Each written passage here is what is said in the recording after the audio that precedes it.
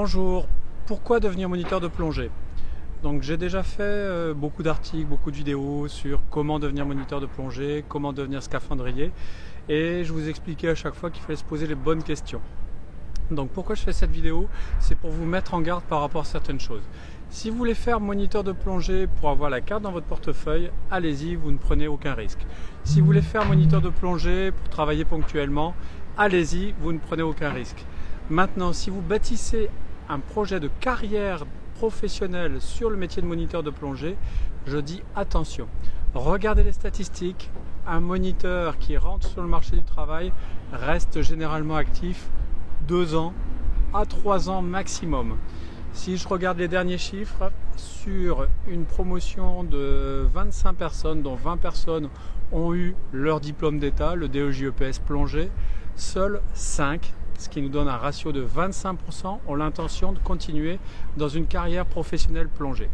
Alors pourquoi ces chiffres? Pourquoi des gens se lancent dans un projet de carrière plongée professionnelle plongée et ne vont pas jusqu'au bout une fois leur diplôme obtenu? Tout simplement parce qu'on a une profession, bien sûr elle fait rêver, moi je me régale, le soleil tous les jours, presque, voir des beaux poissons, voir des personnes agréables dans un bon contexte, mais il faut voir aussi l'autre côté de la barrière, c'est que vous êtes associé à des tâches de manutention qui sont très lourdes en plongée. Il faut savoir que sur un emploi du temps d'une journée de plongée de 8 heures, vous allez plonger pendant 2 heures au maximum, et le reste du temps, ça va être de la logistique, du transport de matériel lourd par exemple, de l'administratif. Et il ne faut pas oublier qu'une qualité essentielle du moniteur de plongée, c'est pas seulement d'être un bon plongeur, mais c'est surtout d'avoir un excellent relationnel pour que tous les problèmes que peuvent rencontrer la clientèle soient résolus dans un contexte agréable et qu'ils aient envie de revenir.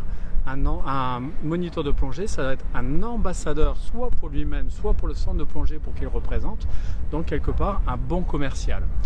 Donc si vous pensez uniquement à voir des poissons, à vous la couler douce, le refrain classique Sea, Sex and Sun, détrompez-vous, l'univers de la plongée quand on y travaille n'est pas tout à fait comme ceci. Autrement, pour savoir comment devenir moniteur de plongée, comment devenir scaphandrier, etc., je vous laisse regarder mes autres vidéos.